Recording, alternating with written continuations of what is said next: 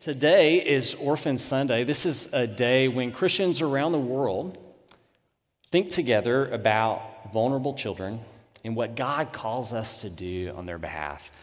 It's one of the most important callings of the Christian family, and it's something that this church cares a lot about. Years ago, our shepherds decided that we would set up a fund to help families who were adopting or fostering, and we've blessed several families this year from this fund and many more over the years previous. One of those families, the Turman family that we've had a hand in blessing over the years, adopted their fifth child, second adopted child this week, little Marley. And so if you know the Turman name, you know that Russ Turman, our media minister, is the guy who makes all the videos about everybody else.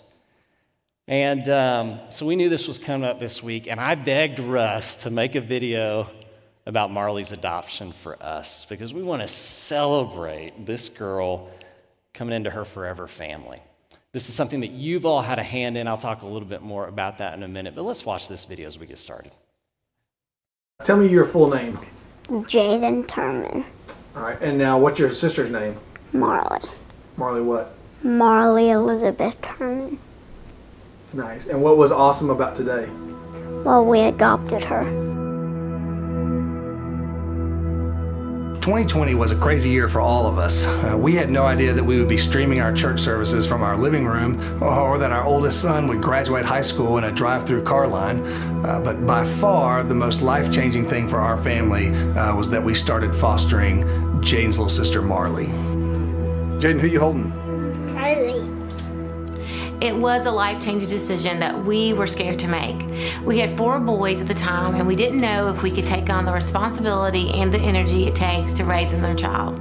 We felt like we were too old, too busy to take on another baby. Several things led us to make the decision to bring Marley home.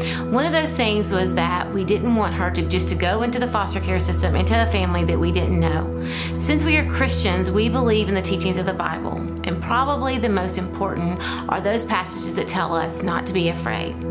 One passage in Isaiah 43 says, "Fear not, for I have redeemed you. I've called you by name. You are mine."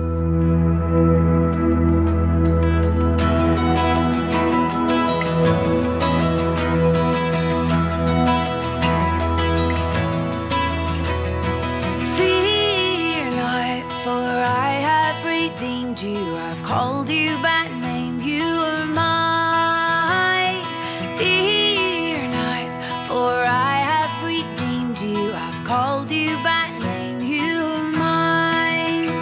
So when Marley entered foster care, she was born premature, and she had to spend the first 2 months of her life at Regional 1. She weighed only 2.2 pounds at birth. She was really sick. She was really small, but she was really strong. We visited her as much as we possibly could, and Amy would go almost every day. Very few days passed where she didn't go or her grandmother Cindy would not be there. And finally in January, we got to bring her home. When we brought her home, she was so small that we didn't want to take her anywhere because we didn't want her having germs on her or anything like that. And so we were kind of quarantining before quarantining was a thing. And then COVID hit, and then we really started quarantining. And so that's when we got to develop a really good bond with her. And so that was kind of a blessing in disguise for that time. Her brothers really were excited to meet her, and they loved her from the beginning. She was so tiny. I remember her face was the size of my hand.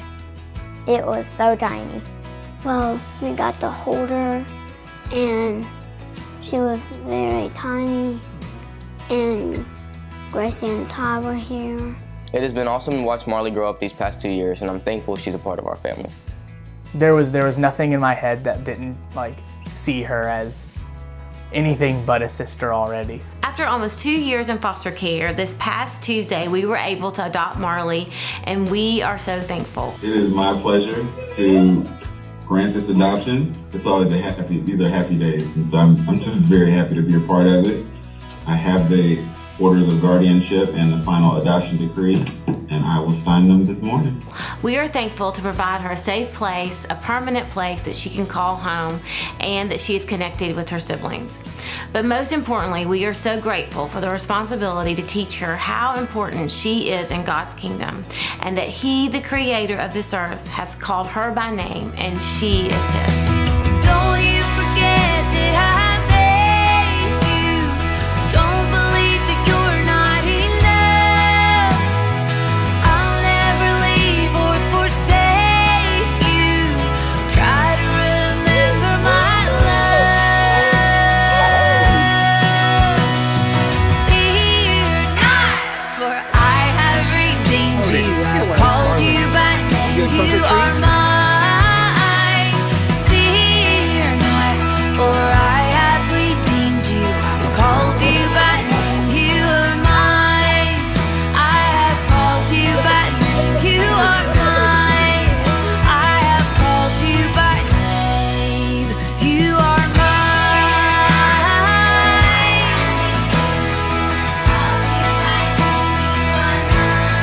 You are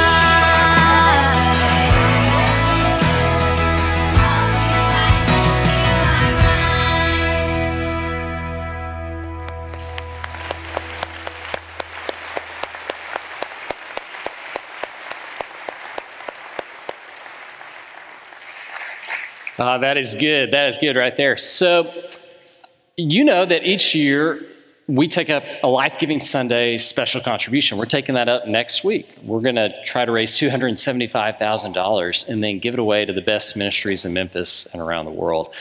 Well, one of the things that money does is to support families from Highland who are trying to adopt, or also those families who are fostering. We also bless several 4 children's homes with that money. We bless 2 schools here in town and then 1 school overseas. So a significant portion of those funds goes to help children and especially vulnerable children. So I hope that you'll be thinking about how you'll give next week. But let me just say, I love Marley, I love the Turman family, and I love that she has grown up here, a part of this family, along with her forever family, the Turmans. And Marley's story is a part of a bigger story that involves her siblings and several other families from this church, one of the most beautiful stories I know of. And we're going to share that larger story sometime soon, so you can look forward to that. And Marley's story of her adoption makes me think about one of the central truths, the central dimensions of my life with Christ. And we've talked before about my adoption as a child of God, and we've connected it with those stories of adoption here. But I want to take a step back. Before Marley was adopted, that was a 2-year process. Before she was adopted, Russ and Amy and the boys made this really simple but hard decision. And they decided they would intercede for this little girl when she needed somebody. They decided they would intercede for her. So long before the adoption, there was this decision to intercede for this little girl. And that makes me think about one of the most wonderful passages in Scripture, and it's this passage we find in Hebrews 7. So we're going to jump out of Mark today. We're going to be in Hebrews, John, and Romans.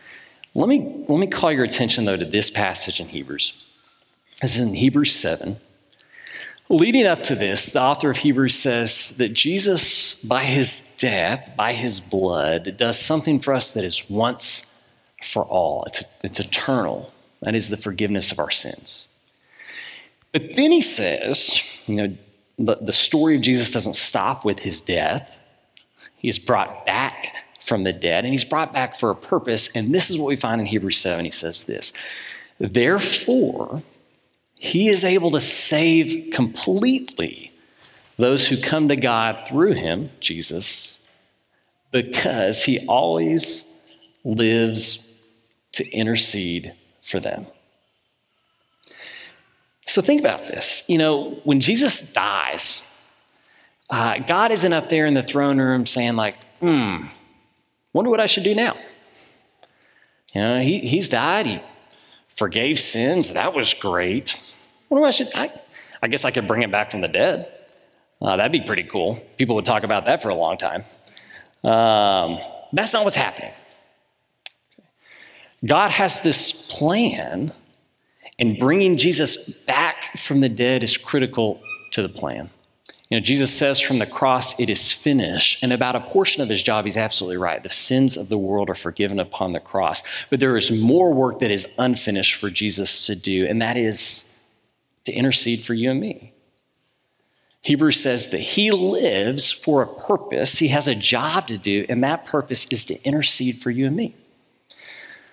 So when Paul says in Ephesians that Jesus is at the right hand of the Father now, it's a statement about the authority of Jesus, but it's also a statement about the access that Jesus, the Son of God, has to God the Father.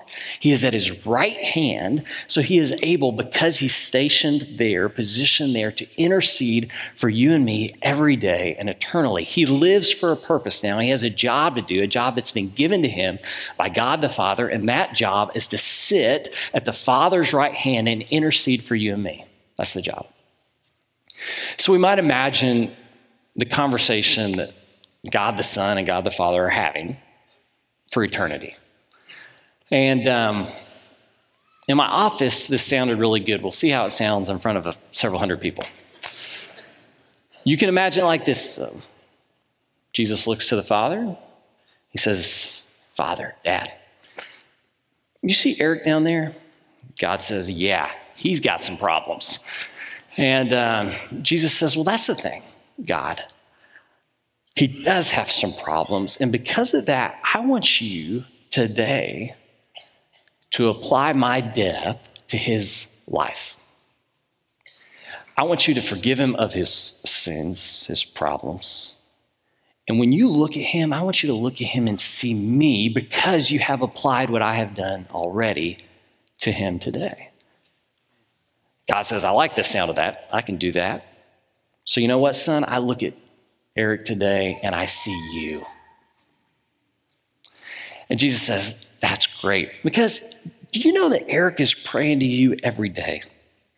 And he's lifting up all these burdens he has on his heart. He's trying to lead a church. He's trying to be a good husband. He's trying to be a good dad. And he's praying to you about these things every day. And I just want to make sure you're hearing these prayers and that you're going to respond to these prayers. And God the Father says, oh yeah, I'm absolutely hearing these prayers. But you know what, son? I love it when you magnify his prayers to me. Helps me to know how important they are to him because they're so important to you. You and I make a good team. And Jesus says, yeah, we've been a good team from the beginning. He says, but there is this other thing. You and I promised that we would give Eric your spirit. We promised that we would give him the Holy Spirit. So God, I want you today to fulfill that promise. I want you to pour out your spirit on him because I don't want him to be alone. I don't want him to be afraid. I want him to know the truth, and I want him to know who he is. Would you give him your spirit today? And God the Father says, you bet.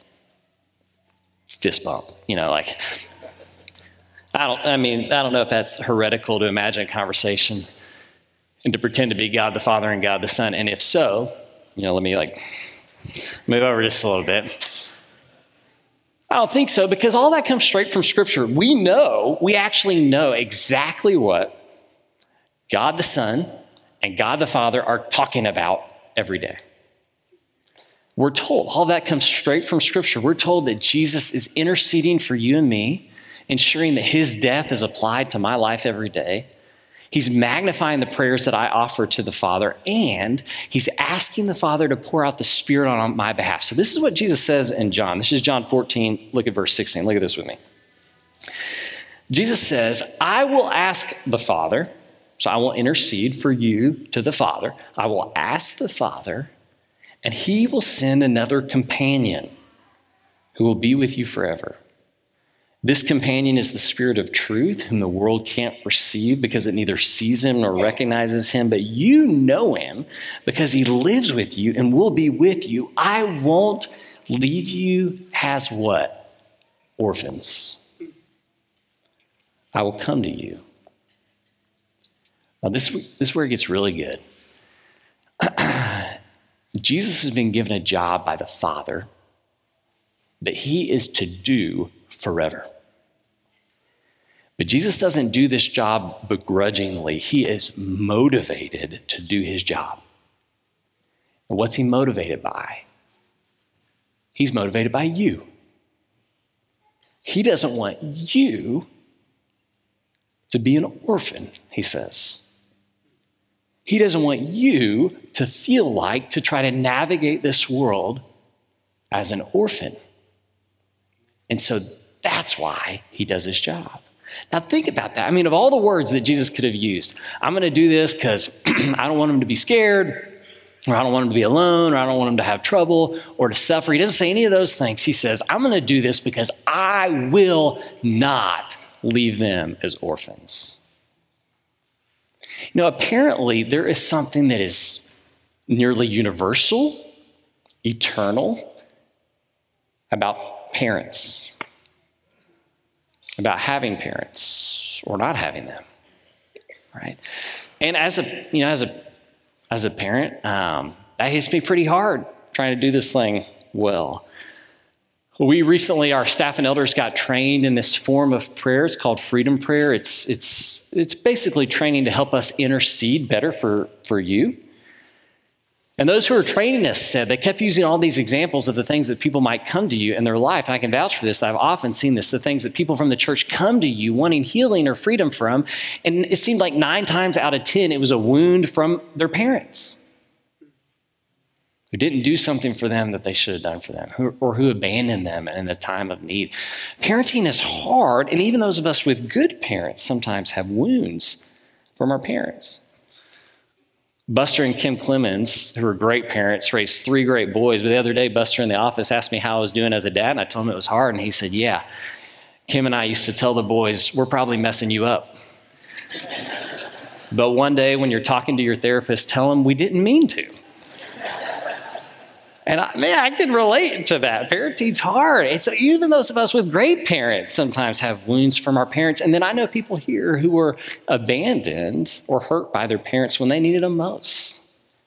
Or there's something universal about that experience or that bond that God intends between a child and their parent. And Jesus doesn't want anybody to navigate this world as an orphan, he says. I don't want anyone to experience that loneliness or that lack of direction. And so I'm going to intercede for everyone. And what I'm going to do is to ensure that God the Father fulfills his promise and pours out his Spirit onto you. And this is why this is good. This is why this is going to treat that feeling of being an orphan, because the Spirit is the companion and the Spirit of truth. Now, if you were going to describe what a good parent is, are there a better 2 words to describe it? Companion and truth. So not just companion, not just my buddy, but that's part of it. But also not just truth, not just the person who tells me don't touch that, it's hot. It's the 2 of those things together. So what the Spirit does is it represents our Heavenly Father in our life, acting as a parent for you and me so that we don't feel like orphans and we have a companion with us everywhere we go and we have truth. But look at this. Let me show you this in Romans 8. It gets even better. The Spirit doesn't stop there as our companion and our source of truth. Look at what Paul says, what else the Spirit does. All who are led by God's Spirit are God's sons and daughters. You didn't receive a spirit of slavery to lead you back again into fear. Remember Isaiah, fear not, for I have redeemed you. I've called you by name, you're mine. This is Paul's version of that, fear not. You didn't receive a spirit of slavery to lead you back again into fear. You received a spirit that shows you are adopted as his children. And with this spirit, we cry, Abba, Father. And that same spirit agrees with our spirit that we're God's children. So look at this.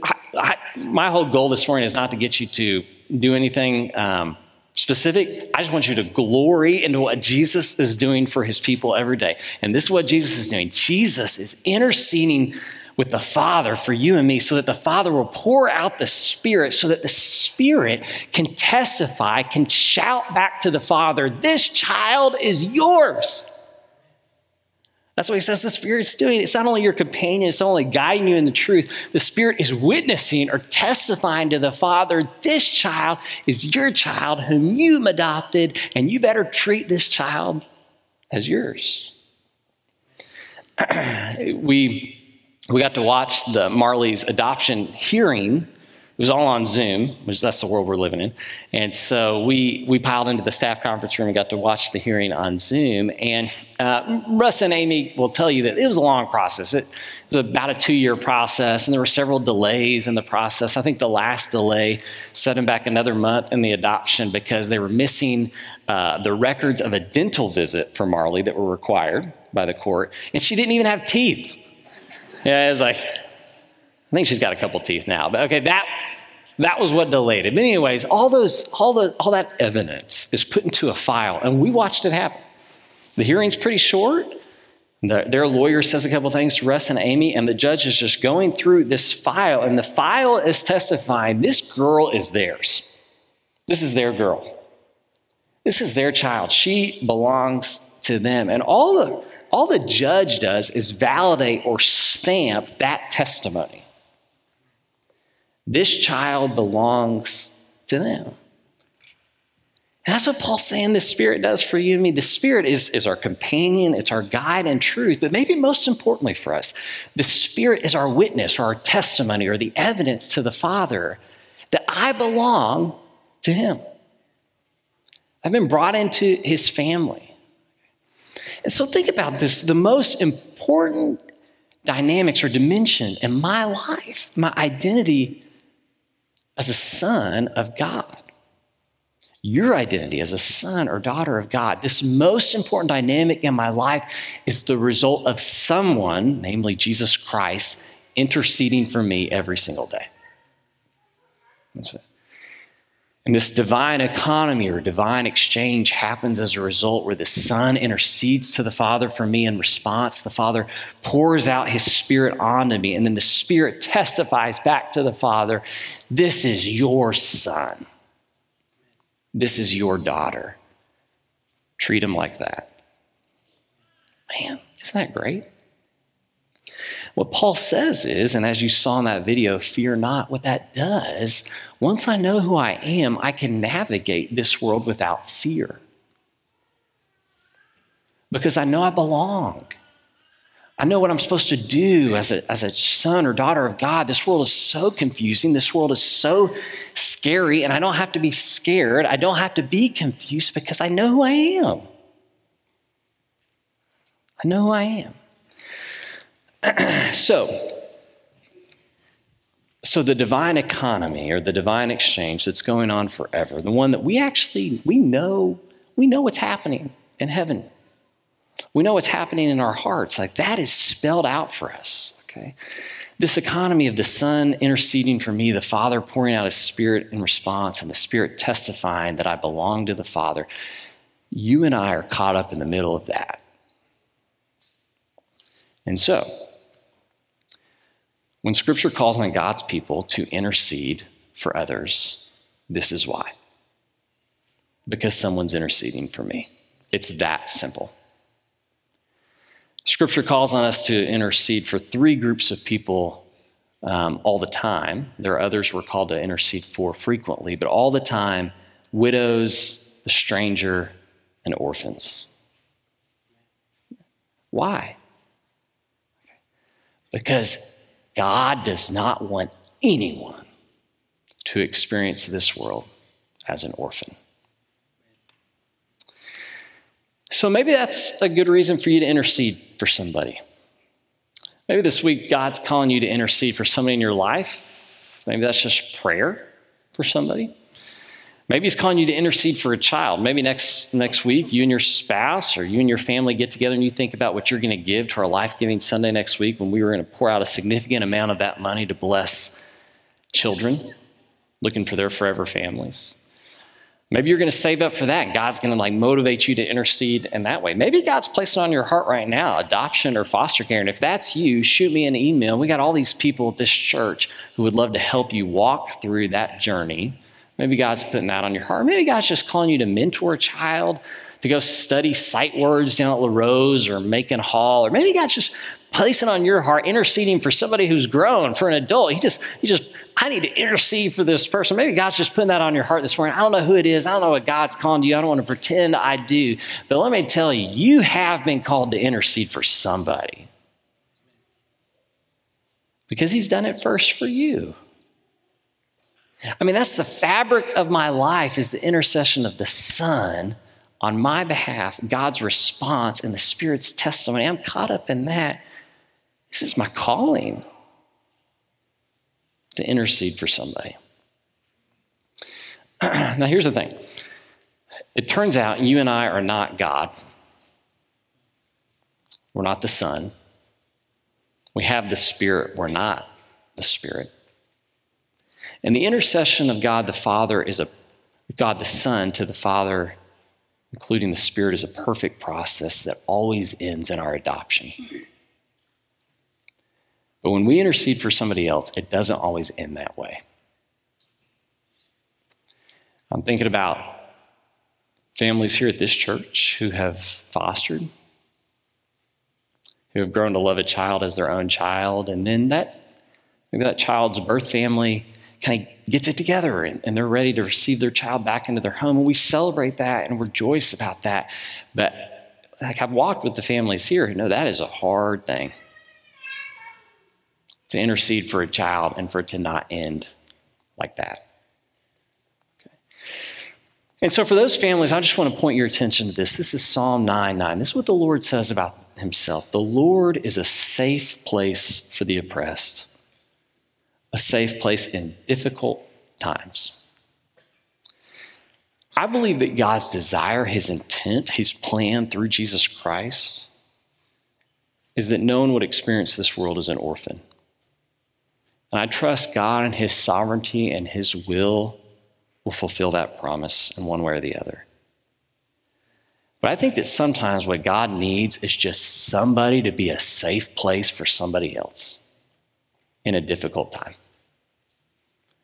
You know, what if God has called me to intercede for somebody and that intercession isn't permanent, it's temporary? Well, praise God. Let me trust in his will and his plan that he knows what's best, that he can use me to intercede when he needs me. And what if you just made yourself available for that? There's a family here at Highland. They've moved away. They live in another state now, but I still claim them as ours. And that's the way preachers count. And they fostered this little girl for over a year, a couple of years ago. And then she went back to be with her birth mom. It was really hard for them. And I remember though what they said to me.